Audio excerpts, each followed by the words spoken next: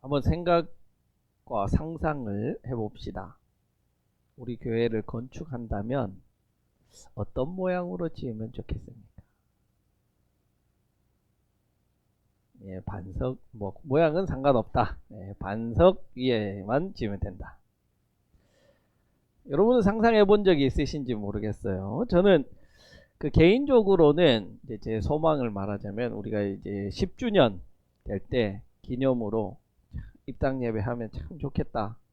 그런 생각을 해봅니다. 그러나 단순히 이게 소망으로 끝나지 않고 하나님의 뜻이고 하나님께서 이루어 주시기를 항상 기도합니다. 여러분은 동의하실지 모르겠지만 저는 이제 예배당을 짓게 된다면 한옥으로 짓고 이 한옥 주변에다가 잔디를 깔고 그 보라색 라벤더 꽃을 쫙 이렇게 채우면 정말 예쁘겠다. 그런 상상을 항상 합니다. 자, 그러려면 이제 잔디도 가꿔 줘야 되겠고 꽃도 심고 가꿔 줘야 되겠고 한옥 건물은 또 기름칠도 항상 해줘야 된다면서요. 그렇게 가꾸어 줘야 될 겁니다. 문제는 그 이유입니다. 우리 교인들이 열심히 헌금하고 수고하고 노력해서 교회를 짓고 잘 가꾸었어요. 한옥으로 예쁘게 짓고 잔디가 푸르르고 라벤더 꽃이 아름답게 피어 있어요. 20년이 지나서 이제 은퇴해야 됩니다. 그렇게 애지중지 세우고 가꾸었던 교회를 아무 대가 없이 후임자에게 넘겨주고 나갈 때 기쁜 마음으로 나갈 수 있을까? 제가 그렇게 비판했던 그 목회자들, 은퇴하면 교회에 부담 주지 말아야지, 욕심이다, 그랬던 사람들의 심정이 이제 조금은 이제 이해가 됩니다. 그렇게 이해되면 안 되는데 사실은 그게 조금 걱정이에요. 여러분, 이 교회라는 것은 무엇이고 또 이 교회는 누구의 것입니까? 이게 참 어려워요. 목사가 교회의 주인이 아니죠. 어차피 목회자는 정년이 되면 떠나야 됩니다. 제 뒤에 오든 누가 오든 그것은 마찬가지입니다. 교회는 그러면 누구의 것입니까? 하나님의 것입니다. 맞습니다. 맞죠? 그러면 교인들은 교회의 주인이 아닌가요? 그것도 문제죠? 교인들이 이 교회에 대한 주인의식이 없으면 교회는 올바른 방향으로 나아가지를 못합니다. 교인들이 재정에 대해서 무관심해서 횡령하는 사건이 일어나고, 교인들이 교회에 무관심해지면 이 잔디와 예쁜 꽃들을 아름답게 유지할 수가 없습니다. 누구도 봉사하지 않습니다. 그러면 교회는 교인의 것입니까? 하나님의 것입니까? 목회자의 것입니까? 모두가 주인이 되어야 하고 또 모두가 주인이 되어서는 문제가 일어나는, 참 이 아이러니한 곳이 교회라는 생각을 해봅니다. 그러면 도대체 교회는 어떻게 세워지고 어떻게 유지되는 것일까? 바로 오늘 본문은 그것을 이야기하고 있습니다. 오늘 본문은 베드로의 굉장히 유명한 고백이 담겨져 있는 본문입니다. 우리 옛날 성경에서는 어떻게 나오죠? 다 암송하고 있죠? 주는 그리스도시요 살아계신 하나님의 아들이시니이다. 너무나도 잘 잊어버리는 여러분들조차 외우고 있는 참 중요한 구절이다. 그 고백을 예수님이 칭찬하시고 시몬에게, 원래 이름은 시몬이에요. 그 시몬에게 베드로라는 이름을 수여해 주십니다. 반석이죠. 그리고 선언합니다. 이 반석 위에 교회를 세우겠다. 놀랍게도 천주교회에서는 여기서 반석이 베드로라고 해석을 해서 베드로 위에 교회를 세우겠다. 베드로에 의해서 교회가 시작되었다. 그래서 베드로가 일대 교황이다. 이렇게 이야기합니다. 나아가서 19절에 보니까 베드로에게 한 가지 더 선물을 주시는데 하늘나라의 열쇠를 선물로 베드로에게 주셨는데 바로 이 베드로가 받은 하늘나라의 열쇠가 교황의 권위다. 그것의 상징이다. 이렇게 이야기합니다.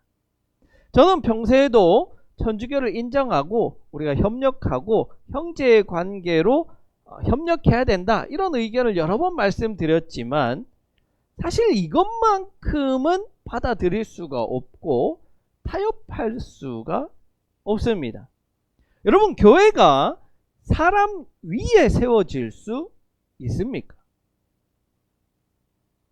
교회의 반석과 토대가 인간일 수 있느냐는 거예요.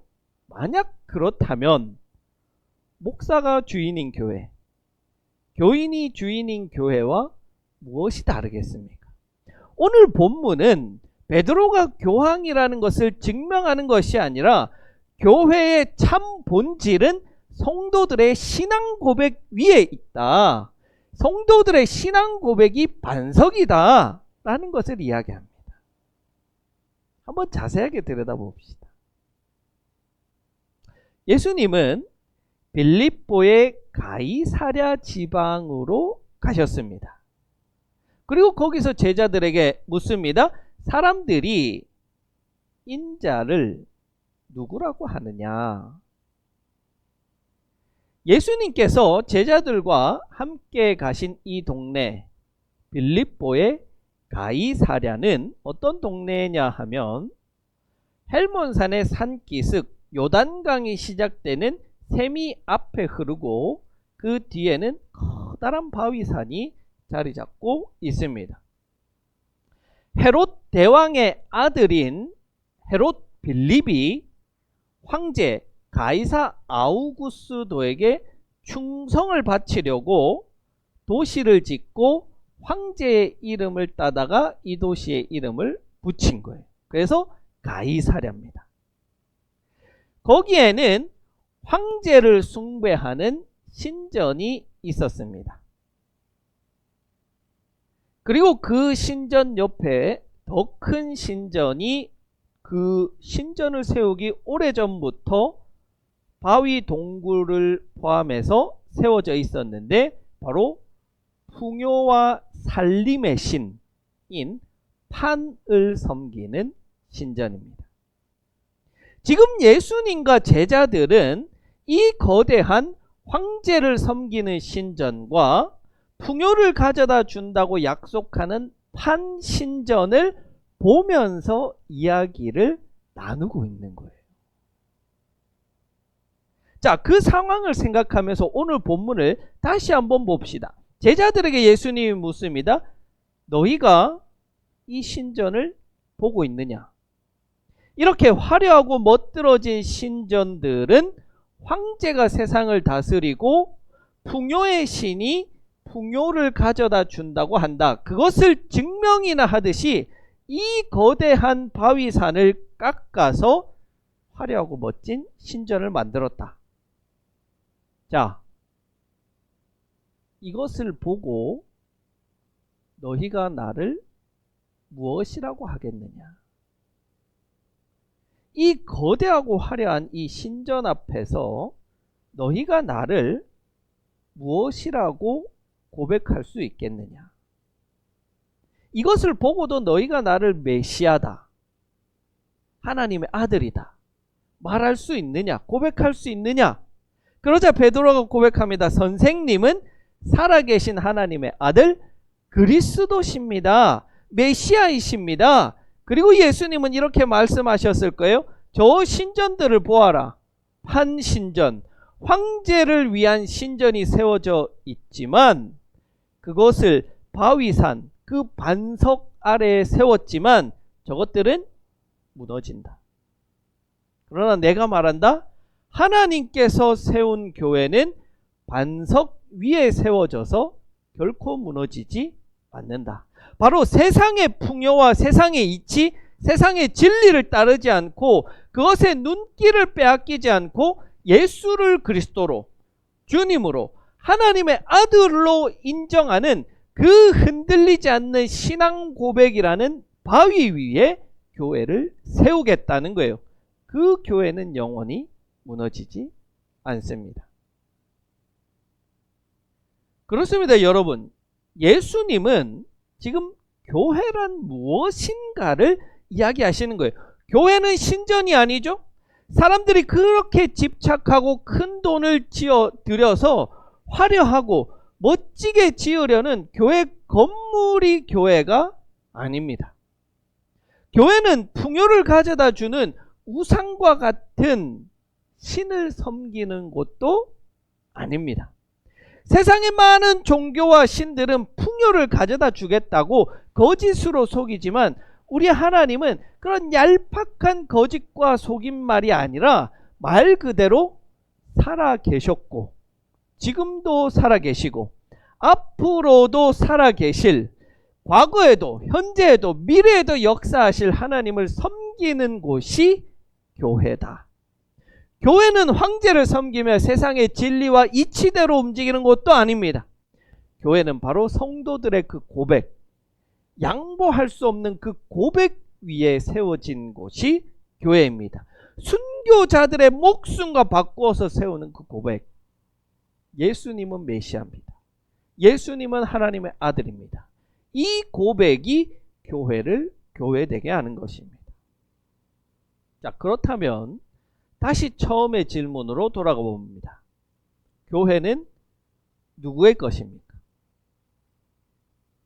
우리가 그토록 수고하고 헌금하고 땀 흘려서 세운다고 해도 그 교회가 결국 우리의 노력, 우리의 돈, 우리의 수고 위에 세워져 있다면 그것은 얼마나 불완전한 교회입니까? 한옥 예배당에 정성껏 기름을 칠하고 잔디를 깎고 라벤더 꽃밭을 가꾸어도 가꾸는 손이 사라지게 되면 잡초가 자라고 기둥은 사가져 없어질 겁니다. 만약 사람의 수고가 교회의 토대라면 그 토대는 사람이 떠나는 순간 함께 흔들려 버리게 될 겁니다.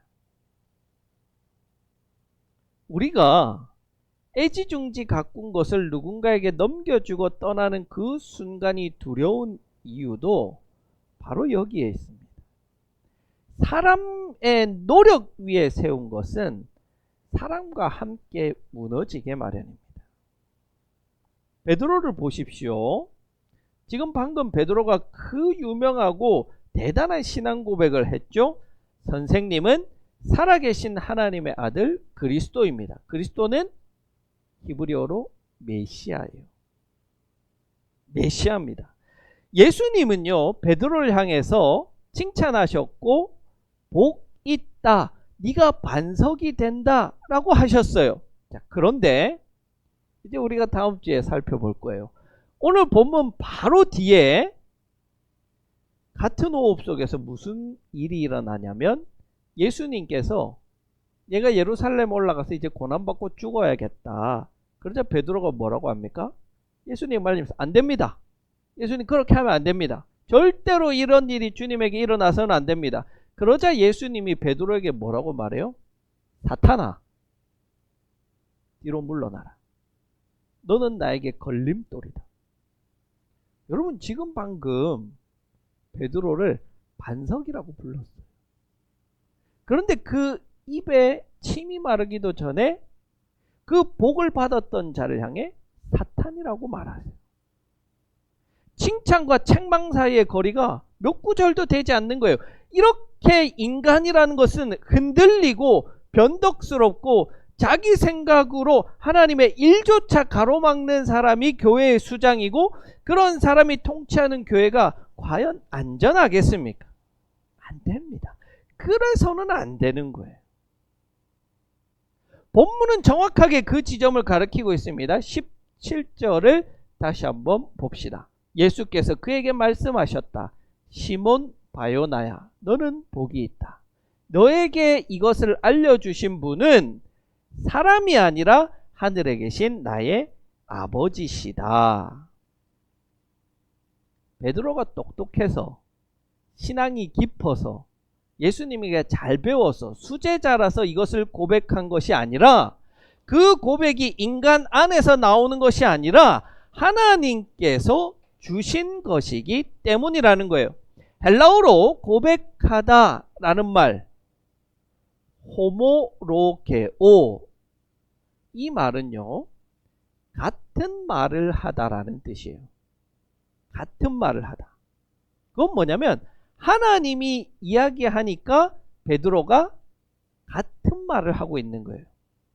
베드로는 자기 의견, 자기 생각, 자기 신앙 고백을 한 것이 아니라 하나님께서 이미 하늘을 통해서 그 고백을 베드로에게 주셔서 베드로가 예 맞습니다 하고 동의한 것뿐이에요.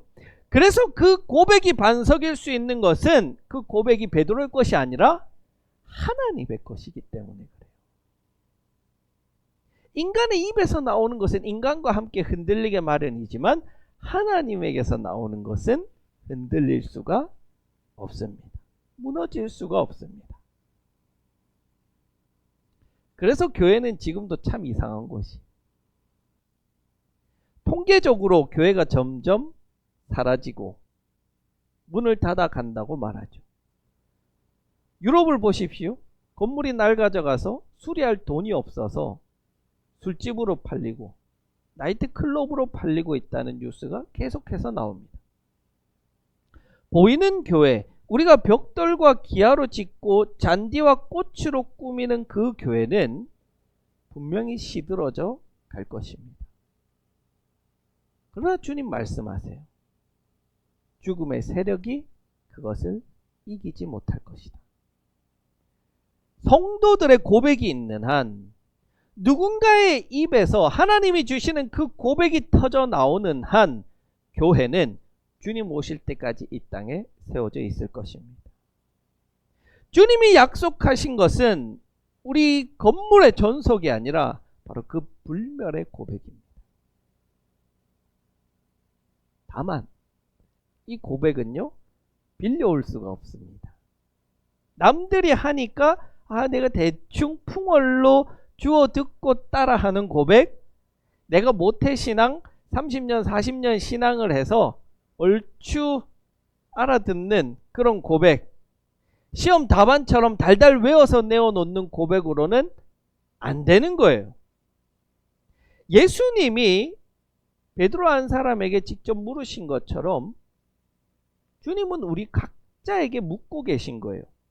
너는 나를 누구라 하느냐? 저 사람이 엘리야라고 하답니다. 세례 요한이라고 하다. 야, 그거 말고 너는 나를 누구라 하느냐? 너는 다른 사람의 신앙을 옮겨 적지 말고 내가 직접 경험하고 내가 살아계신 주님을 만나고 그분 앞에서 토해내는 정말 가슴 깊이에서 터져나오는 그 고백, 정말 하나님을 하나님 되게 하는 그 고백, 그 고백이 있는 자리에 교회는 세워져 있는 겁니다. 그러므로 여러분, 우리가 정말 두려워해야 할 것은 예배당이 낡아가는 것도, 잔디가 시드는 것도, 제가 떠난 뒤에 누가 이 교회를 맡을지, 그것이 아닙니다. 교회는 처음부터 우리의 것이 아니기 때문에 그래요. 베드로의 것도 교황의 것도 목사의 것도 장로의 것도 아닙니다. 교회는 살아계신 하나님 아버지께서 친히 우리 각자에게 새겨주신 그 신앙 고백, 믿음의 고백 위에 주님이 직접 세우시고 주님이 직접 가꾸어 가시는 그분의 집입니다. 우리는 그분의 집을 잠시 맡아서 가꾸는 자들일 뿐 실제로 주인들은 아닌 것이죠. 그러니 떠나는 것이 두렵지는 않습니다. 넘겨주는 것이 아쉽지 않습니다. 내가 세운 것이 아님을 알기에 내 것을 이룰 수도 없는 것이죠. 주님이 이 반석 위에 이미 세우신 그 교회는 제가 와도 제가 떠나도 변함없이 그곳에 있을 것입니다. 그것이 우리 모두에게 주시는 위로요 은혜가 됩니다. 자, 그렇다면 우리는 이 말씀 앞에 무엇을 결단하고 무엇을 한번 실천해 볼까? 세 가지를 이야기하고 싶습니다. 먼저 첫 번째로 신앙 고백을 한번 해 보십시오. 나에게 예수님은 누구신가? 하나님은 누구신가?